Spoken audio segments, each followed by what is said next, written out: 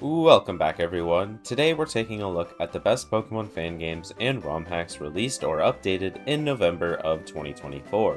So obviously you won't see any mentions of already incredibly well-known games like Xenoverse and Unbound. But before we continue, make sure you subscribe to keep up with the monthly series and continue learning about the newest Pokemon fan projects. So without further ado, let's begin. Starting off with a good quality fan game that came out of almost nowhere and seriously surprised me. It's one of the rare times I've looked at a new game and genuinely felt upset that I couldn't get into it right away, since I was busy with another project at that moment. But when I was eventually able to play it, my expectations were definitely met. This is Pokemon Fuso's Meteor. Right off the bat, you can tell that this is a very visually appealing game, with tons of custom Generation 4 tiles put together in a way that not a single tree, rock, or even piece of grass looks out of place. And with the following Pokemon mechanic, you'll have an absolute blast exploring the region that's made up of a variety of different biomes, towns, and a central city made up of various shops and points of interest. The main draw for me, however, was the story. Unlike most games where you travel a region and collect 8 gym badges, your story begins on an island known as South Fuso, where thanks to the government, you're forced to work in the mines alongside the rest of the island's residents.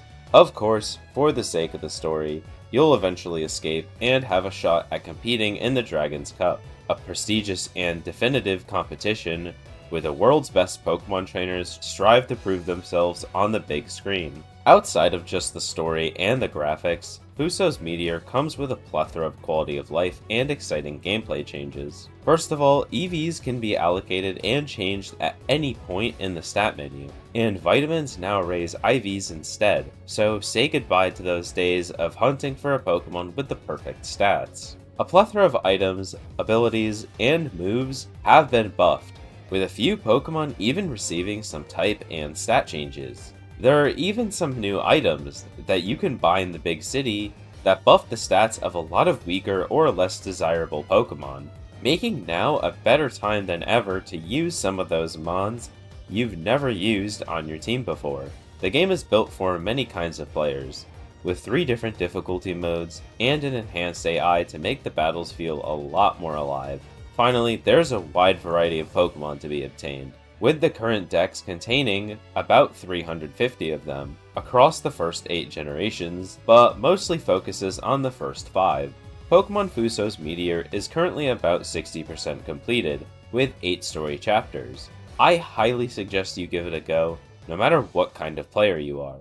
Up next, we have a Generation 2 ROM hack by the name of Pokemon Peridot. On paper, this game is pretty simple, with the goal being the same as your average Pokemon game: collect badges and challenge the league. And upon further investigation, yeah, it is pretty simple. But that doesn't mean it's bad, nor does it mean it lacks anything unique. The main gimmick of the game is the inclusion of the beta Pokemon, the ones that were found to be scrapped in the original Space World 97 demo of the Generation 2 games. There are also a few additional features that make the battle system feel a bit more alive, but other than that, it's a pretty basic experience. But hey, it's still a completed ROM hack with a new region, so I'm sure some people will enjoy it. But many players, especially nowadays, with how far the scene has come, desire much more unique gameplay experiences. And one of the newer fan games that offers such a game is Pokemon Comet.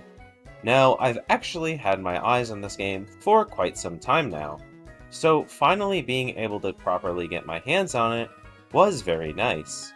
The main gimmick of Pokemon Comet are the Fallen Pokemon, regional variants that hold almost no similarities to their original form, outside of their appearance.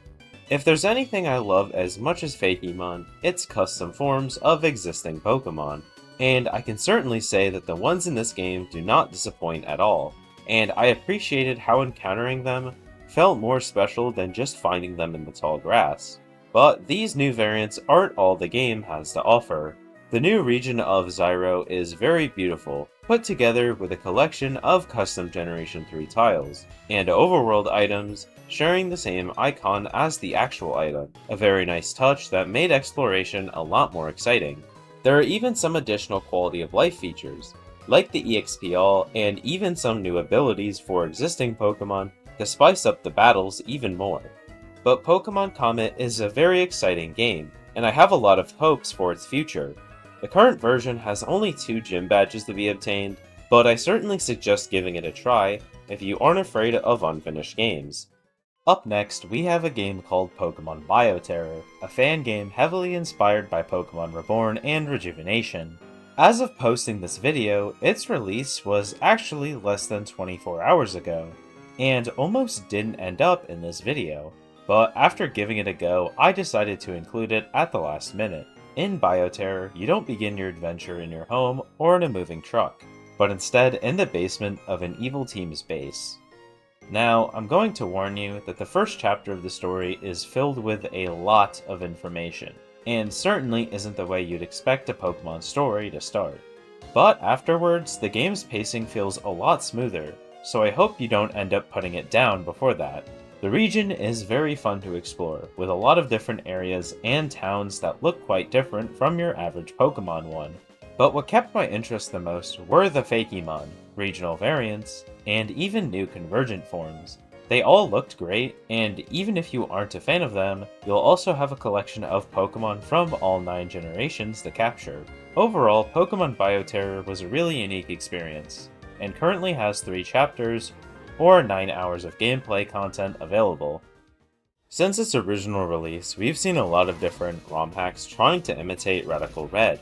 Whether it be the difficulty or the Pokemon variety, tons of people have tried to create the perfect gameplay loop of their favorite region. But here, we have something quite different, because here, we have a fan game, instead of a ROM hack. This is Pokemon Grueling Gold, and while the creator doesn't officially state it themselves, from the context of the title, it's obviously an attempt to clone Radical Red's variety and difficulty onto the Johto region, with features such as Pokemon from every generation, including DLC mons from both Teal Mask and Indigo Disc, updated base stats and movesets for a lot of Pokemon, challenging boss fights with an upgraded AI, that I'll admit I certainly struggled with a bit, custom moves and abilities, and much more. It even includes multiple difficulty options and game modes, such as a mode that removes grinding and EVs. But there's something about the game that bothers me, and it's something that kept me from playing for very long, and that would be the overworld graphics. Now, of course, Radical Red's unedited Kanto isn't very visually impressive, but at least it's consistent and clean. Something I can't really say the same about for this game. The maps feel very roughly put together, with a lot of tiles feeling missing and out of place. And even without those issues, it feels very rough to play through Johto without its Heart Gold Soul Silver look, or something better. And while the game does have following Pokemon, the animation is very rough, with the followers just weirdly bouncing around behind you. Of course, I'm sure you can enjoy the game for just its battles, and obviously many people have, but I personally can't find myself being able to ignore the janky overworld look.